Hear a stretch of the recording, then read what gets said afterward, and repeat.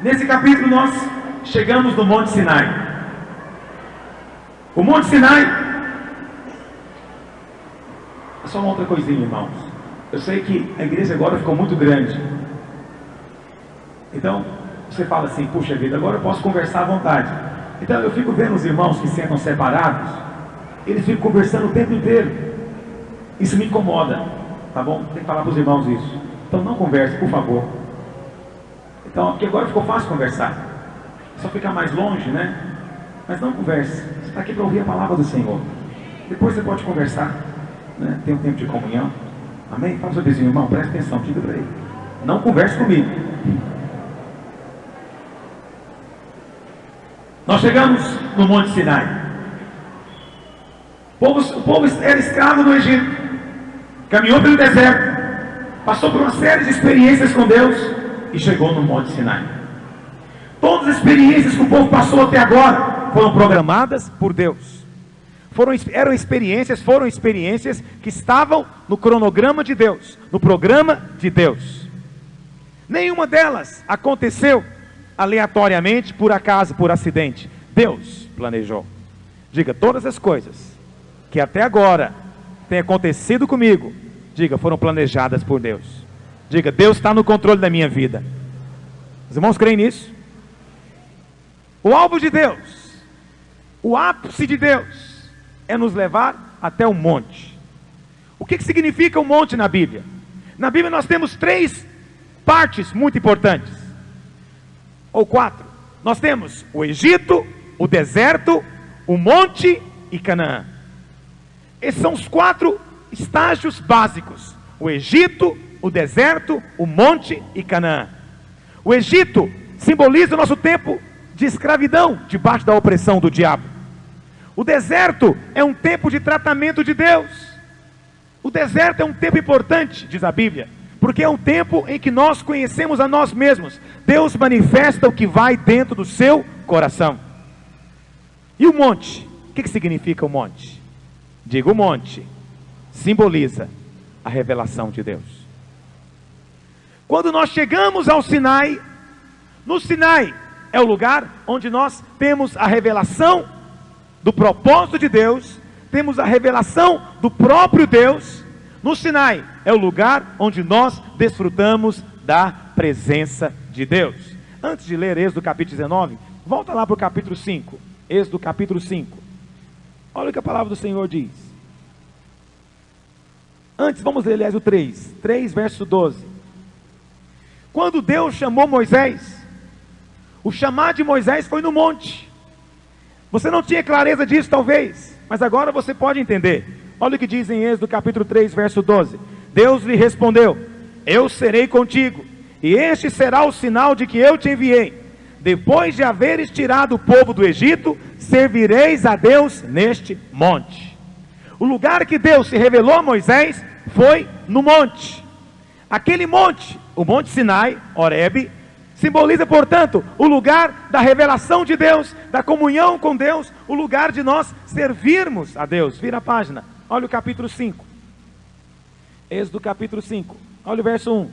Depois foram Moisés e Arão e disseram a Faraó: assim diz o Senhor Deus de Israel: deixa ir meu povo, para que me celebre uma festa no deserto. Mas no verso 3 diz: eles prosseguiram: o Deus dos hebreus nos encontrou, deixa-nos ir pelo caminho de 3 dias ao deserto, para que ofereçamos sacrifício ao Senhor nosso Deus, e não venha ele sobre nós com pestilência ou espada. É interessante que o texto fala que eles deveriam ir jornada ou caminho de 3 dias no deserto. Caminho de 3 dias. Na Bíblia, 3 dias simboliza morte e ressurreição. O terceiro dia é o dia da ressurreição. No terceiro dia, eles deveriam estar no monte. O monte é o lugar da revelação de Deus. O monte é o lugar de conhecermos a Deus. Agora preste atenção no que eu vou dizer para você. Pastor, isso significa que o Monte Sinai, ele então é um lugar sagrado? Ele é um lugar santo? Eu sei que os irmãos ouvem muito falar, temos que voltar para Jerusalém. Quem já ouviu essa expressão aqui? Temos que voltar para Jerusalém, temos que sair de Roma e voltar para Jerusalém. Então, aqueles que usam essa expressão estão falando corretamente. Nós temos de fato que sair de Roma, sair do romanismo, sair da idolatria, sair do clericalismo, sair das práticas da igreja romana. Temos que sair das práticas da igreja que perdeu as suas origens. E temos que voltar às origens, voltar a Jerusalém. Jerusalém nos fala da igreja apostólica. Jerusalém nos fala da igreja dos primeiros dias, conforme estava no coração de Deus. Então aqueles que dizem que temos que sair de Roma e voltar para Jerusalém, usando isso de maneira metafórica, estão falando corretamente. Amém, meus irmãos? Quantos compreendem o que eu estou dizendo? Todavia, essas pessoas que falam isso, muitas delas, não todas, incorrem no mesmo erro que elas mesmas falam. Essa semana passada, perdão, alguém falou para mim e para o Marco Antônio, né, Marco Antônio? Que para ter unção agora, tem que ir para Jerusalém. Quem não viajar para Jerusalém, não vai ter unção.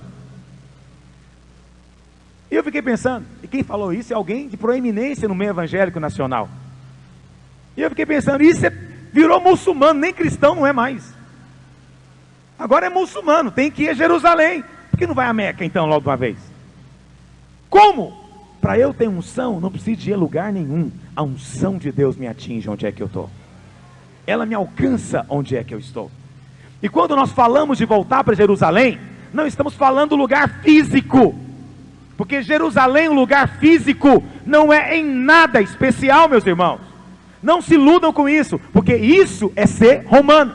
A igreja romana é que criou essa história que Jerusalém é mais santa do que as outras, encheu lá de lugar sagrado. É a igreja romana que inventou que o Monte Sinai é um lugar mais santo do que os outros, colocou um mosteiro lá em cima. Outro dia eu vi um documentário sobre isso.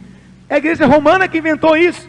Você não tem que mandar pastor orar lá no Monte Sinai, porque lá Deus está lá, não. Não precisam de pagar minha passagem para eu ir para o Monte Sinai, não. Pode pagar se quiser, mas a minha oração lá não vai ter nenhuma diferença daquela que é feita aqui. Porque o Senhor nosso Deus é o Deus de toda a terra. E eu ainda brinquei com os irmãos lá. Eu falei, você quer voltar para Jerusalém? Então não viaje para Jerusalém. Entenderam o paradoxo? Você quer voltar para Jerusalém? Então primeira coisa, abandone essa idolatria tola de pensar que Deus está lá em Jerusalém, que está no Monte Sinai. Deus não está lá. O Monte Sinai, Jerusalém, são símbolos espirituais. Símbolos espirituais. E se você quer saber de uma coisa, outro dia eu ouvi alguém dizendo que Jerusalém é uma cidade abençoada. De fato, Jerusalém é a cidade do grande rei. Jesus vai voltar lá em Jerusalém. Mas enquanto Jesus não volta, Jerusalém não é uma cidade abençoada. Muito pelo contrário, Jerusalém hoje está debaixo de maldição. Hoje, nos dias de hoje, Jerusalém é uma terra amaldiçoada. Por quê? Porque eles mesmos disseram, venha sobre nós e os nossos filhos, o sangue dele. Qual foi o outro lugar da terra que derramou o sangue do próprio Filho de Deus? Uma vez eu ouvi o pastor Russell Shedd dizendo que a França, a Espanha, Portugal, a Itália derramaram sangue de muitos homens de Deus. Pela Inquisição da Igreja Católica, derramaram sangue de muitas pessoas que eram piedosas, cheias de Deus. E por causa disso, ele dizia, há uma maldição nesses lugares. E eu fiquei pensando, se nesses lugares vem maldição porque matou um servo de Deus, de quanto maior maldição não virá um lugar que matou o próprio Filho de Deus. E vou dizer algo para você, Jerusalém não vai ter paz enquanto o príncipe da paz não voltar. Jerusalém não vai ter vida enquanto aquele que é a vida não voltar. Jerusalém não será o centro enquanto Jesus Cristo, aquele que é o Rei dos Reis e o Príncipe da Paz, não voltar a estar ali. Enquanto isso, você vai ver todos os dias nos jornais, todos os meses, todos os anos, entra ano e sai ano, Jerusalém, Israel é o centro da atenção, nunca muda. Você pegar um jornal de 10 anos atrás, as notícias são as mesmas de hoje, as mesmos personagens, mesma guerra, mesmo povo, tudo igual. Por quê? Porque há uma maldição naquele lugar. Não há mérito nenhum. Se você quer ir a Jerusalém, vá porque é um lugar bonito. E nem é tão bonito assim também, vamos ser bem francos. Uma terra seca, esturricada, né? Só tem ruínas no lugar histórico. Quer dizer, se você quer Jerusalém, vá porque você quer ter o conhecimento histórico. Mas não vá lá para tomar banho no Rio Jordão. É mais barrento do que o Meia Ponte. O Rio Jordão não é melhor do que o Meia Ponte, em nada. Mas alguns irmãos falam para mim: pastor, meu sonho é ser rebatizado no Rio Jordão. Por quê? Vai sair diferente lá? A não ser vermelho de terra? Isso sim é romanismo. Aliás, a palavra romeiro, romaria, vem de Roma.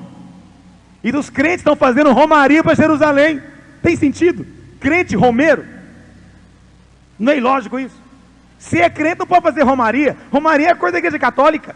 Quem faz romaria são os católicos. Nós não fazemos romaria. Aí você vê crente romeiro, indo para Jerusalém. Romeiro de Roma, querem voltar para Jerusalém, mas indo para Roma. Oh Deus, essa manhã eu compliquei sua cabeça. Como você entendeu o que eu estou falando? É só para dizer para você que o Monte Sinai não é um lugar mais santo do que o nosso Morro do Mendanha aqui. E nem tem que subir no monte para orar também não. Pastor, se eu subir no monte eu vou ficar mais perto de Deus. Tudo bem, você quer orar no monte, quer fazer vigília no monte? Faça, a vista é bonita, o ar é mais fresco, ventila mais, pode fazer. Mas você não está mais perto de Deus porque subiu uns 30, 40, 50 ou 100 metros. Você aproxima de Deus, entrando dentro do seu espírito, e não fora. Quantos podem dizer amém nessa manhã? Isso faz parte da nossa visão. Você precisa assimilar isso, porque faz parte da visão. Por isso, monte é algo simbólico. Na Bíblia, os grandes eventos aconteceram em montes, não é? Depois do dilúvio, onde é que a arca pousou? Quem sabe qual monte era? Monte Ararat, é ou não é? Quando Deus mandou Abraão oferecer o seu filho, mandou ele subir também no monte. Quando foi dar a lei, mandou Moisés subir no monte. Quando entraram em Israel, Deus, em Canaã, Deus mandou que a bênção e a maldição fosse proferida em 2 montes, Ebal e Gerizim. A Bíblia fala que Jerusalém está firmada no Monte Sião. O Monte Sião simboliza a igreja no Velho Testamento, a igreja dos vencedores, na Bíblia. A Bíblia fala que Elias desafiou os profetas de Baal também no Monte Carmelo. A bênção do Senhor vem do Monte Hermon. Jesus proferiu o primeiro sermão dele no Sermão do Monte. Ele orou, né? E depois ele foi crucificado aonde? No Monte do Gólgota, no Monte da Caveira. A Bíblia fala que ele vai voltar também no monte, o Monte das Oliveiras.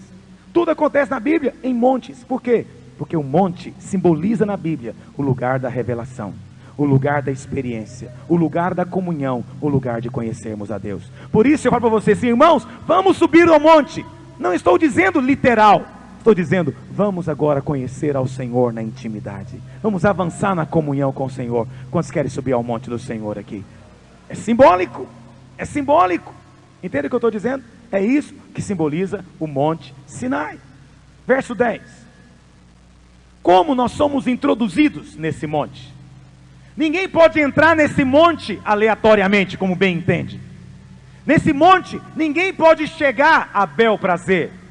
Nesse monte, existem princípios que têm que ser observados. Verso 10. Diz também o Senhor a Moisés: vai ao povo e purifica-os hoje e amanhã, e lavem eles as suas vestes. Lavem eles as suas vestes. Purificação. Só pode ter comunhão com Deus se estivermos em santidade. Diga, sem santidade ninguém verá o Senhor. Hebreus 12, 14, se você quiser anotar. Sem santidade ninguém tem comunhão com Deus. Você veio orar e você, pastor, não estou sentindo, parece que não está fluindo. Avalia bem se está faltando santidade e pureza na sua vida. Ao entrar diante do Senhor, nunca pense que você tem que abrir mão do sangue. Ninguém vai ficar tão maduro na fé que não precisa do sangue de Jesus. É o sangue que nos purifica, é o sangue que nos lava. Por que lavar as vestes? Porque as vestes na Bíblia se confundem conosco mesmo. É a maneira de nos apresentarmos. Na Bíblia, quando alguém está em pecado, é simbolizado por vestes sujas. Quando alguém cai em pecado na Bíblia, ele é simbolizado por roupa suja. É por isso que a igreja do Senhor, os vencedores, ele anda de linho finíssimo, branco, imaculado, sem sujeira nenhuma. E a Bíblia fala lá em Efésios que o Espírito Santo está preparando uma igreja sem mancha e sem mácula, ou seja, sem sujeira nenhuma, mancha nenhuma nas suas vestiduras. Você quer ter comunhão com Deus? Tem que haver purificação, tem que haver santidade. Muitos não têm avançado na comunhão com Deus porque têm aberto mão disso. Muitos não têm tido comunhão com Deus porque são flexíveis no seu padrão de santidade. São flexíveis nos seus princípios com Deus. Não abra mão dos seus princípios com Deus. Não abra mão da santidade diante de Deus. Muitos não têm alcançado o propósito de Deus porque têm falhado nisso. Eu pergunto para você, se José tivesse deitado com a esposa do Potifar, ele tinha chegado ao trono do Egito, meus irmãos? Tinha chegado? Não tinha chegado. Quantos Josés na história não chegaram no trono? Quantos Josés foram levantados por Deus, testados por Deus e não chegaram lá no trono? Por quê? Porque no meio do caminho resolveram abrir mão do padrão da santidade, abrir mão do padrão da pureza, abrir mão do padrão da integridade. Alguém fala, pastor, mas Deus perdoa. É verdade. O perdão de Deus tem dois lados, dois aspectos. Uma coisa é o perdão para restaurar a comunhão. Outra coisa é o perdão governamental de Deus. São coisas distintas. Presta atenção que eu vou dizer para você. Você cai em pecado. Se você confessar o seu pecado, o sangue purifica você? Purifica ou não purifica? A comunhão com Deus retorna? Pela fé? Quantos creem nisso? Digam amém. Não importa o pecado, você confessou, o sangue purifica. Mas qual que é o problema às vezes? É que dependendo do pecado, Deus muda a maneira de tratar com você. A comunhão foi restaurada, você agora tem acesso diante de Deus normalmente, mas Deus mudou a maneira de tratar com você. Você tornou-se alguém que Deus tem uma maneira especial de lidar. Vou explicar para você melhor isso. Eu sempre uso as minhas filhas como exemplo, porque é o mais fácil de você entender. A minha filha nunca pegou dinheiro na minha carteira, nunca fez isso. Se ela pegar e confessar o pecado, eu perdoo o pecado dela, meus irmãos? Sim. A comunhão com ela volta ao normal? Sim ou não? Sim. Mas qual que é o problema? Porque ela fez isso? Porque agora, não trouxe carteira. Porque agora eu não vou mais deixar a carteira no lugar que eu deixava antes. Agora eu começo a pensar que aquela carteira pode ser problema para ela. Então não vou deixar aqui.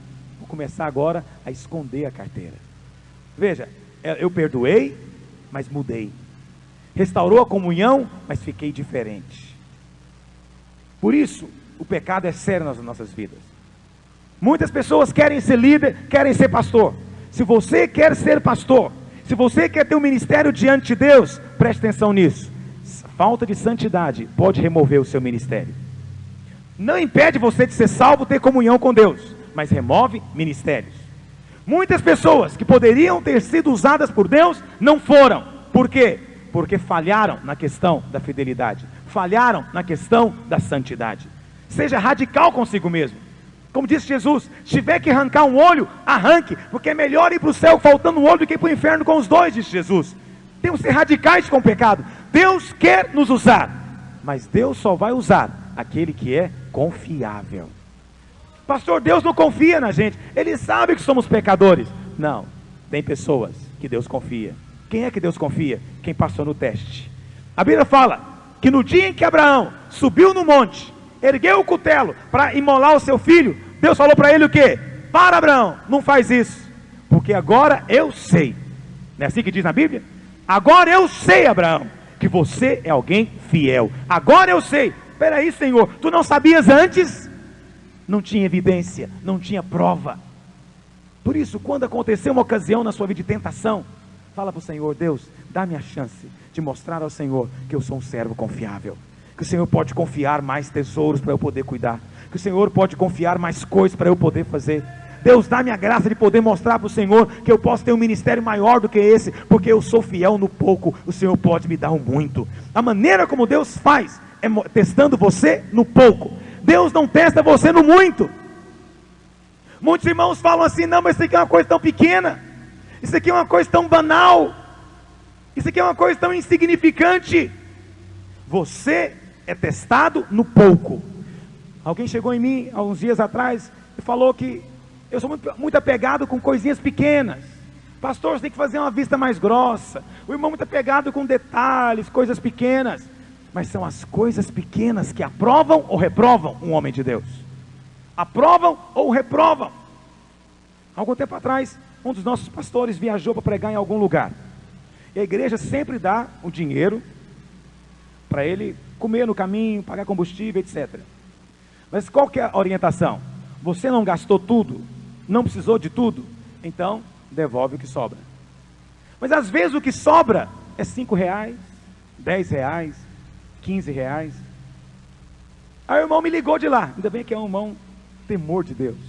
Falou, pastor, ligou na casa dele, tinha chegado. Eu viajei e tal, sobrou aqui uns R$30. Será que eu posso ir numa feira, comprar umas bananas com ele? Eu falei, não pode. Esse dinheiro não é seu, é da igreja. Se quiser o meu, eu te empresto. Até dou para você, mas esse não pode, porque esse é de Deus. Você foi colocado na sua mão para você cuidar dele. Pastor, mas isso é uma bobagem, nem 30 não é, 28 qualquer coisa, as moedinhas. O irmão vai me negar isso. O irmão fez um beijo pelo telefone. Eu falei, não deixo, não vai usar. Não é seu, se você usar está pecando. E se usar está reprovado. Se fizer, não serve para ser pastor na igreja. Pastor, R$30 me reprova? Reprova. R$30 reprova um homem de Deus. Mas eu fico preocupado, porque alguns irmãos não estão percebendo os olhos voltados para ele, dos céus, para checar se ele vai ser fiel ou não naquilo. A Bíblia fala que um dia Deus chamou Gideão. Falou, Gideão, o Ronilson mencionou isso aqui hoje. Eu vou livrar Israel através de você. Faz a convocação. Quem quiser vir para a guerra, pode vir. E Gideão fez. E apareceram quase 30 mil soldados. Muita gente. Mas o Senhor falou para Gideão, tem muita gente. Eu não posso usar esse tanto de gente, porque esse pessoal não é usável. Não foram aprovados no teste. E Gideão ficou pensando, como é que eu vou fazer então para escolher esse exército?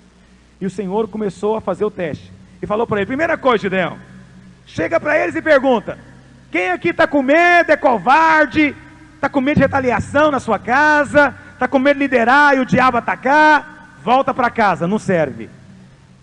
E a Bíblia fala que voltou 23 mil dos 30. Isso é que é povo honesto, né? Às vezes falta mais honestidade entre nós. Povo honesto, falou, Gideão, estou com medo, rapaz, nunca lutei na guerra, mal sei empunhar um arado, vou ter que pegar a espada agora, você importa se eu for embora? Gideão, não, vai embora, você não serve. Deus não quer que você morra à toa, vai para sua casa, seu chamado é outro, vai plantar e colher. Aí Gideão voltou alegrinho para o Senhor, e o Senhor falou para ele, está muito ainda, vou testar mais. Leva eles para o meio do deserto, passa uns dias com ele em jejum e oração, e fica observando na hora que eles voltarem, como é que vão beber água. E imagina o Gideão pensando, mas Senhor, beber água, o que tem de importante nisso, Deus?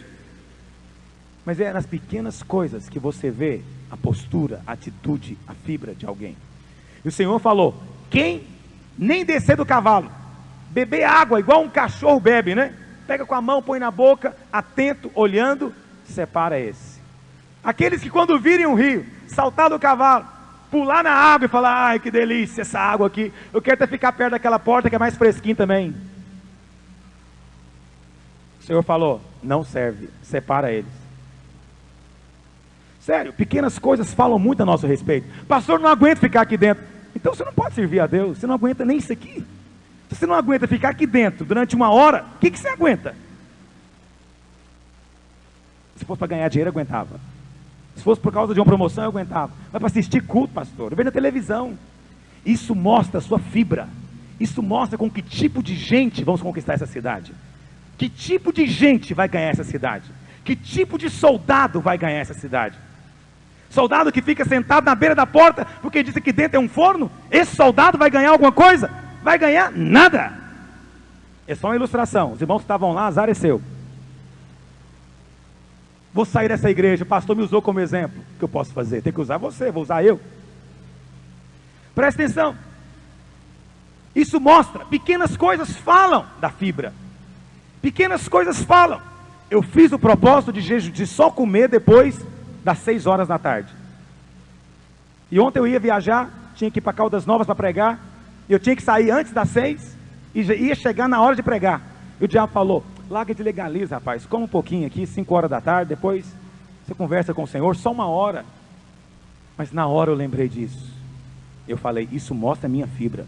Se eu fiz um propósito, eu e Deus, de comer 6 horas, eu vou esperar o ponteiro do segundo passar do 12. Na hora que passar, inteirou 6, aí eu vou comer. Se eu estiver num lugar onde não tem comida, azar o meu. Mas eu fiz o propósito, eu vou ser fiel diante do Senhor até o fim. Pequenas coisas falam. E sabe quantos sobraram depois? 300. De 30 mil, ficou 1%. 1%. 1%. E eu fico pensando, o Senhor fala para mim, ó, tem gente demais. Eu vou cair a boca no povo e falar, Deus, tem misericórdia. Eu sou pastor, não aguento, 300 é pouco demais para mim. Eu tenho que ter multidão perto de mim. Se não tiver muita gente, eu não dou conta. E eu fico pensando, se Deus não está olhando essas pequenas coisas ao seu redor. Pequenas coisas falam disso. Sua atitude na reunião fala de que tipo de líder você é. Você que diz que é líder, chega na reunião, cruza o braço. Não, na minha célula eu tenho encargo, aqui eu não tenho. Fica me olhando, encostado para um lado, para o outro. Não canta, não ora, não faz nada. Essa atitude mostra algo a seu respeito. Os obreiros estão sendo treinados aqui, e eu fiz questão de falar para eles, pequenas coisas falam. Eles não serão reprovados por causa de adultério, não serão reprovados por causa de roubo. Não, essas coisas passaram na vida deles. Não imagine isso vai acontecer com ninguém. Eles serão reprovados por pequenas coisas, que eles acham que é pequeno, mas que Deus está valorizando. Será que na sua vida você também tem feito isso? Deixado que pequenas coisas comecem a corroer você? Pastor, pequenas coisas não fazem isso. Fazem. Vou te dar 2 ilustrações. Primeiro, a Bíblia que diz que as pequenas raposinhas destroem as plantações. Raposinhas, pequenininho, tamanho de um poodle, pequeno. Mas o Senhor diz, são elas, as pequenas, que se embrenham, depois ninguém consegue pegar, que destroem a plantação. Segunda ilustração, existe no mar um negócio chamado Recife. Recife de coral. Quantos conhecem Recife aqui? Não a cidade, o Recife. Aquele é duro, não é, meus irmãos? Quem não conhece o mar, como eu não conheci a primeira vez que eu vi, você acha que é pedra, que é rocha, mas não é rocha. Aquilo são micro-organismos que vão acumulando, acumulando, acumulando, um depois do outro, durante anos, anos, anos a fio, até que aquilo vira uma rocha tão dura que destrói os navios. Os navios mais têm medo são dos recifes de corais, porque se bater, não tem navio que consegue passar, todos afundam, não consegue suplantar. O que é isso na nossa vida? Pequenos pecados, coisinhas que achamos insignificantes, ninguém está vendo isso, elas vão acumulando, vão acumulando, vão acumulando, e vira uma pedra na sua vida. É como linha. Você pega uma linha, fácil de arrebentar, não é? Uma linha de roupa, se você der uma volta em você com ela, vai amarrar alguém? Não vai. Muita gente acha que o diabo, ele nos amarra com a corrente. O diabo não amarra crente com corrente. Ele não consegue fazer isso. O crente não deixa. A única maneira que o diabo tem para prender um crente é enrolando ele com linha. Ele dá uma volta, o crente deixa. Dá outra volta, o crente vai deixando. É uma coisinha pequena. Ele dá outra volta, dá outra volta, dá outra volta, e daqui a pouco acontece o quê? Aquela linha, que antes era só uma linha, vira uma coisa de nylon, um barbante. Impossível de ser arrebentado. E aí está preso. Alguém tem que vir ajudar. A maneira que o diabo faz é sutil, aos poucos. Quantos entendem o que eu estou dizendo nessa manhã? Eu sei que é uma palavra séria, mas o Senhor está dizendo aqui. Terceira coisa, verso 11, segunda coisa, perdão. Estejam prontos para o terceiro dia, porque no terceiro dia, o Senhor, à vista de todo o povo, descerá sobre o monte Sinai. Diga, no terceiro dia. Diga, a bênção de Deus sempre é no terceiro dia. O que significa o terceiro dia? Na Bíblia, terceiro dia simboliza ressurreição. Presta atenção, não é o número 3, é terceiro dia. Não é número 3, é terceiro dia. Número 3 é o número da Trindade, mas terceiro dia na Bíblia simboliza ressurreição. Jesus se levantou no terceiro dia. Todas as vezes que você vê terceiro dia na Bíblia, sublinha, simboliza isso. O que acontece? O monte é um lugar de comunhão. Nós só temos comunhão com Deus no monte, primeiro, quando temos santidade. Segundo, quando passamos pela ressurreição. Quem está anotando na agenda, anote isso. Primeiro princípio, tem que haver pureza, santidade, purificação. Segundo princípio, tem que ser em ressurreição, no terceiro dia, diz o verso 11. O que é ressurreição? Significa que tudo aquilo que é da velha vida, morreu. Tudo aquilo que é do velho homem, morreu. Os costumes do velho homem, passaram. A maneira do velho homem fazer, passou. Irmãos, nós não fazemos as coisas aqui na igreja, tomando por base as coisas do velho mundo, da velha criação. Aqui tudo é feito em ressurreição, em novidade de vida. Por exemplo, apesar de nós termos aqui cargos, nós temos líderes, discipuladores, pastores, presta atenção, tudo isso são chamados espirituais. Nem todo líder vai virar discipulador, porque tem que ter um chamado, a confirmação de Deus para isso. Nem todo discipulador vai virar pastor, porque para ser pastor tem que ter uma vocação de Deus. Mas muitos irmãos acham que é hierarquia, e ficam, não, estou nessa igreja tem 5 anos, até hoje sou discipulador. Presta atenção, não é uma questão de hierarquia, nem é uma questão de promoção, é uma questão de função. Se você não jogar fora o pensamento da velha criação, como é que você vai servir a Deus aqui?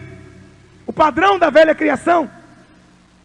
Na velha criação, o que conta são a aparência, a habilidade do homem, se ele é falante ou não. Aqui não, aqui o que conta é humildade, é mansidão. Aqui conta é outra coisa, são as coisas da ressurreição. Lá no mundo, cada um procura posição para si. Aqui, nós abrimos mão da posição e da glória. Isso é ressurreição. Ressurreição é abrir mão do padrão do mundo. Se tem algo que você faz, que é de acordo com o padrão do mundo, ainda não é ressurreição. É por isso que às vezes não há intimidade plena com Deus. Muitos querem ir ao monte. Presta atenção, meu querido. O povo foi liberto por Deus lá na Páscoa, mas eles não conheceram a Deus intimamente na Páscoa. O povo viu o maná descer do céu, mas não conheceram a Deus intimamente com o maná. O povo viu a água sair da rocha, o povo viu Amaleque ser derrotado, o povo viu uma série de coisas, mas o povo só foi conhecer a Deus no monte. Assim acontece com você.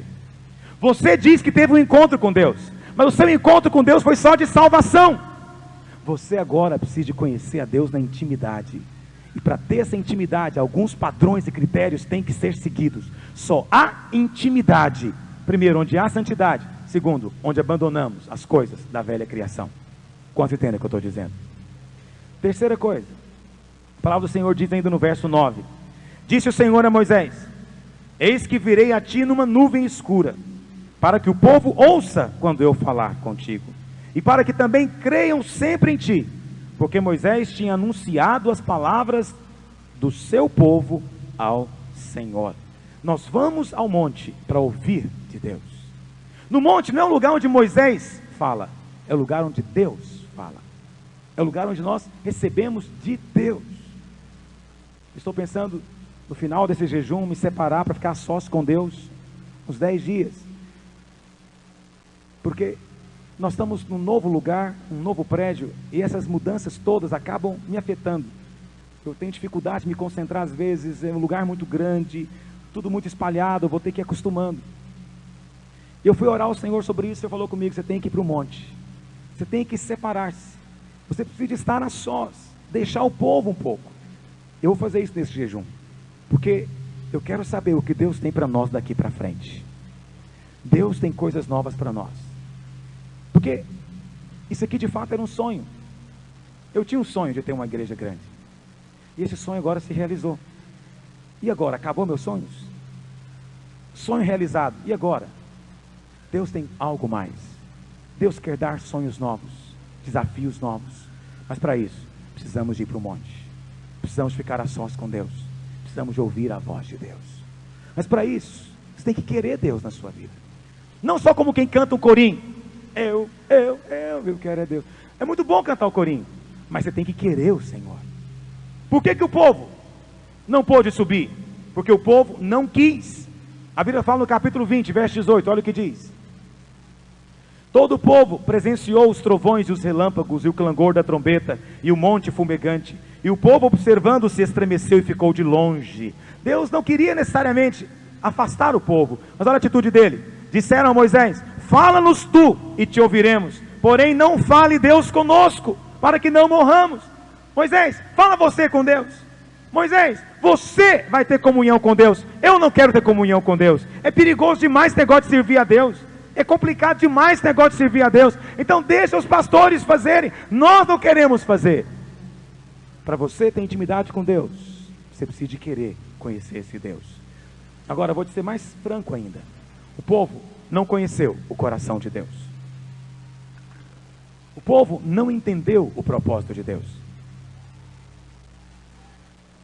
O povo não compreendeu o que estava no coração de Deus. Porque o monte não é lugar só de comunhão com Deus. O monte também tem um segundo propósito: conhecer o propósito, a vontade de Deus. Qual que era o propósito de Deus? Deus tinha um propósito?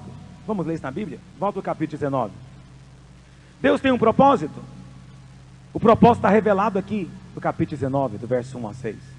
Olha o que diz: no terceiro mês da saída dos filhos de Israel da terra do Egito, no primeiro dia desse mês, vieram ao deserto de Sinai.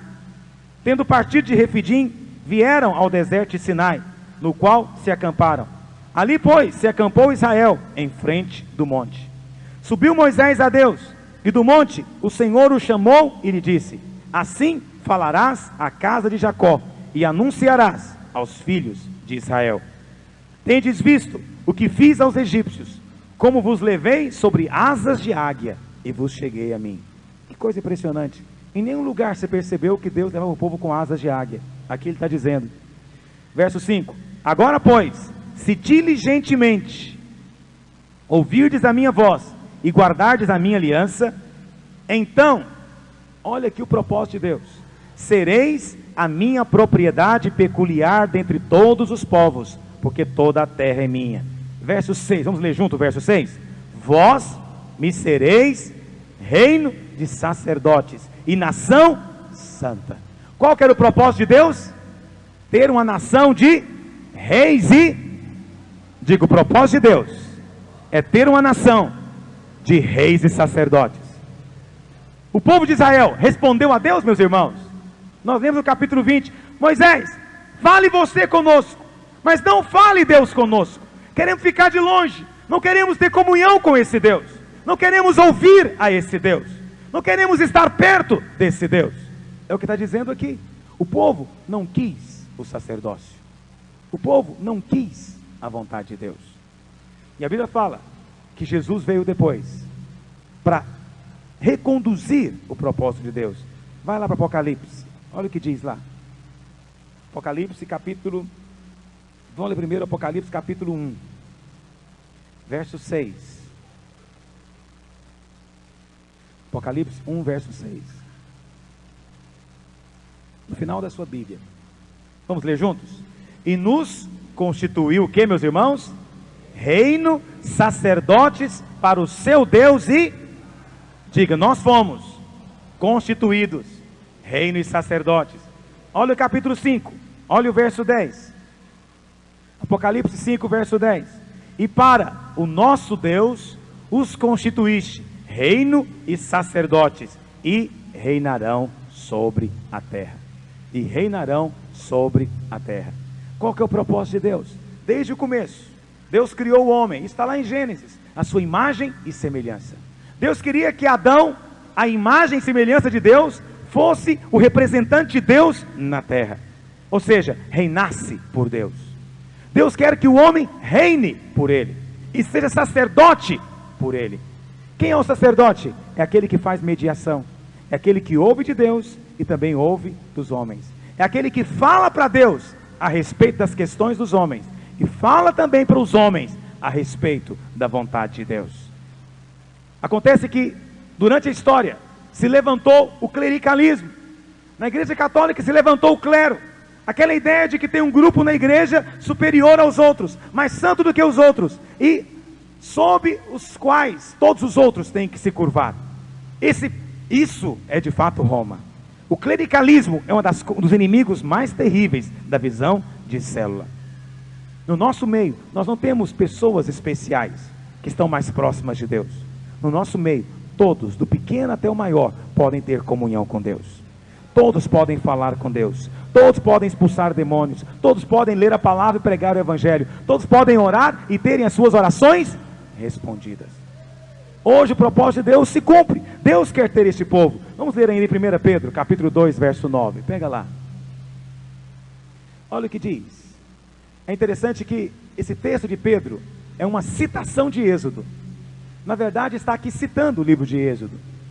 1 Pedro 2, 9. Olha o que diz. Vós, porém, sois raça eleita, sacerdócio real, nação santa, povo de propriedade exclusiva de Deus, a fim de proclamardes as virtudes daquele que nos chamou das trevas para a sua maravilhosa luz. Diga, nós porém somos raça eleita, sacerdócio real, nação santa. Diga, povo de propriedade exclusiva de Deus, a fim de proclamar as virtudes daquele que nos chamou das trevas para a sua luz. Reino e sacerdotes. Nós somos uma igreja em célula, porque nós cremos que cada crente é um ministro. Nós não escrevemos isso, não trouxemos ainda a nossa faixa, nós não escrevemos um slogan apenas para ficar bonito, interessante, diferente. Realmente, nós cremos nisso. Nós estamos trabalhando para a restauração da igreja. Nós não estamos aqui para ouvir uma pregação simplesmente interessante. Nós estamos aqui para, através da palavra, sermos restaurados no propósito original de Deus. E o propósito é esse: cada crente é um sacerdote. Cada crente é um sacerdote. Cada um de nós pode se colocar na brecha diante de Deus. Cada um de nós pode ministrar no Santo dos Santos. Cada um de nós pode ajudar o pecador a se aproximar de Deus. Qual que era a função do sacerdote no Velho Testamento? Primeiro, o sacerdote, ele conhecia e ensinava a lei de Deus. Você foi chamado para ensinar a lei do Senhor àqueles que sabem menos do que você. Segunda função, o sacerdote tinha a função de ajudar as pessoas a se aproximarem de Deus. Era ele que ajudava as pessoas a oferecerem sacrifício a Deus. Você também está aqui para ajudar as pessoas a se aproximarem de Deus, para ajudá-las a ter comunhão com Deus. Terceiro, era a função do sacerdote oferecer o pão, queimar o incenso diante do Senhor. Era a função dele fazer isso. Nós também estamos aqui para queimar incenso diante do Senhor em oração. Nesses dias, enquanto sacerdotes, estamos aqui intercedendo por essa cidade, queimando incenso diante do Senhor. E esse incenso vai subir, vai ser acumulado em taças de ouro, e depois será jogado na terra misturado com fogo. Nós, sacerdotes, fazemos isso. Por fim, era a função do sacerdote entrar no Santo dos Santos. Para quê? Fazer expiação pela nação. É também função nossa como sacerdote entrar no Santo dos Santos. E o Santo dos Santos hoje não é mais um lugar físico, não está mais num prédio. O Santo dos Santos está dentro de você, é o seu próprio espírito, é onde Deus habita agora. É o lugar que tem que estar aquecido agora, é o lugar que tem que ter o fogo de Deus agora, é aí dentro. Essas coisas todas foram mostradas para o povo lá no monte, o Monte Sinai. Pastor, o monte da comunhão com Deus é sempre assim. A Bíblia fala que o espetáculo era tremendo. E olha o que diz, verso 12: marcarás ao redor limites ao povo, dizendo: guardai-vos de subir ao monte, nem toqueis o seu termo, todo aquele que tocar o monte será morto. Verso 18: todo o monte Sinai fumegava, porque o Senhor descera sobre ele em fogo, a sua fumaça subiu como fumaça de uma fornalha, e todo o monte tremia grandemente, e o clangor da trombeta ia aumentando cada vez mais. Moisés falava a Deus, e Deus lhe respondia no trovão. Descendo o Senhor para o cume do monte Sinai, chamou Moisés para o cimo do monte, Moisés subiu, e o Senhor disse a Moisés: desce e adverte ao povo que não traspasse o termo até o Senhor para vê-lo, a fim de que muitos deles não pereçam. O espetáculo era tremendo. Vai lá para Hebreus capítulo 12, estamos encerrando já. Pastor, nós estamos chegando no Monte Sinai. A maneira como nós servimos a Deus é no Monte Sinai. Qual monte que o Senhor está nos convidando para subir? Deus hoje não nos convida para subir o Monte Sinai. E é aqui que eu sempre gosto de pegar no pé do pessoal que vai visitar o Monte Sinai. Se você quer ir como curiosidade, vá. Mas o monte hoje O monte do Senhor hoje não é mais o Monte Sinai. O monte do Senhor hoje é o Monte Sião. No Monte Sinai havia morte. Aquele que se aproximar, morre. Mas no Monte Sião, onde está o Senhor Jesus, Ele diz: vinde a mim, todos que estão cansados, oprimidos. Vinde a mim, todos que estão sujos, eu vou lavar vocês. Vinde a mim, todos aqueles que estão doentes, eu vou curar vocês. No Monte Sinai, afastem-se, não cheguem perto. No Monte Sião, aproximem-se, vinde a mim. No Monte Sinai, que ninguém tente ver a Deus. Mas no Monte Sião, nós temos Jesus, que é a exata expressão de Deus. E quem vê o Filho, vê o Pai. Amém, meus irmãos? No Monte Sinai, nós temos o fogo, nós temos o terremoto, nós temos o trovão. Mas no Monte Sião, nós temos o Cordeiro de Deus, manso e suave, nos atraindo para Ele. Olha o que a palavra do Senhor diz. Hebreus, capítulo 12. Vamos ler o verso 18. Ora, não tendes chegado ao fogo palpável e ardente, e à escuridão, e às trevas, e à tempestade, e ao clangor da trombeta, e ao som de palavras tais, que quantos ouviram suplicaram que não lhes falasse mais, pois já não suportavam o que lhes era ordenado. Até um animal, se tocar o monte, será apedrejado. Na verdade, de tal modo era horrível o espetáculo, que Moisés disse: sinto-me aterrado e trêmulo. Esse é o Monte Sinai, essa é a lei, esta é a velha aliança. Nessa época, a redenção não havia consumado, o homem não podia chegar perto de Deus. Mas hoje, depois da vinda do Senhor Jesus, a sua glória saiu do Sinai e passou para o Sião. O Monte Sião simboliza a igreja na Bíblia.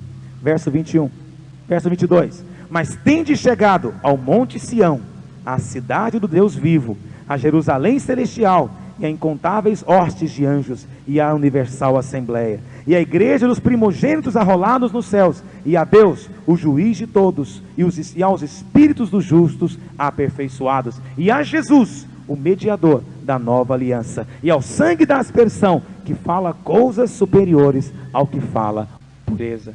Ele continua exigindo de você morte e ressurreição. Ele continua esperando de você fome e sede por Ele. Mas hoje o caminho está aberto. No Monte Sinai, Deus disse que nem um animal se aproxime, que ninguém chegue perto, porque quem chegar perto, morre. Mas em Sião, não é assim. É para aqueles que já estão mortos, poderem receber vida. Para aqueles que já estão caídos, poderem se levantar. Para aqueles que estão doentes, serem restaurados pelo poder de Deus. Quantos querem ter intimidade com o Senhor nesses dias? Fique de pé onde você está. Vamos orar ao Senhor. Feche seus olhos onde você está. Oh Deus, oh Deus, abre os nossos olhos hoje. Abre o nosso entendimento hoje. Abre a nossa compreensão hoje. Livra-nos, Senhor, da lei. Livra-nos, Senhor, da escravidão da lei. Que possamos entrar confiados na Tua graça. Deus poderoso, durante muito tempo, muitos de nós temos estado afastados, longe. Mas hoje queremos nos aproximar de Ti. Queremos estar próximos de Ti na intimidade. Abre os nossos olhos. Abre o nosso entendimento. E dá-nos conhecer do Teu propósito nesses dias. Queremos provar da Tua unção. Queremos provar da Tua vida. Oh Deus poderoso, manso e humilde de coração. Põe a sua mão no seu coração. Peça ao Senhor que nesses dias dê a você entendimento do propósito eterno dele, de ter você como sacerdote dele na sua casa, no seu trabalho, na sua escola. Alguém que queima incenso pelas vidas que estão se perdendo. Alguém que se coloca na brecha por aqueles que não conhecem o Senhor. Mas também que haja fome em nós para provar dele, pelo prazer de estar diante dele, porque o caminho hoje está aberto. Nós somos a igreja dos primogênitos de Deus. Nós somos aqueles que foram lavados e redimidos pelo sangue do Cordeiro, e temos acesso agora ao monte do Senhor, à sua intimidade. Peça ao Senhor nesses dias: Deus, livre-me Livra-me da religião. Livra-me, ó Deus, da aparência exterior. Dá-me um coração para ti. Deus Santo, não quero estar no Egito, nem quero estar no deserto, mas faz subir no monte, o lugar da comunhão, da intimidade contigo. Põe a sua mão no seu coração. Repete comigo, diga: Espírito Santo, nesses dias, move na minha vida. Dá-me fome de ti, dá-me sede de ti. Livra-me, Senhor, de fugir e de me esconder, mas dá-me anseio pela tua intimidade, pelo teu poder, em nome de Jesus. Põe a mão no ombro do irmão do seu lado, abençoa a vida dele. Fala: meu irmão, que nesses dias você possa subir no monte do Senhor, ter intimidade com Ele, ter intimidade com o Senhor. Abençoa a vida dele, ore por ele agora, abençoando a vida dele, abençoando o coração dele.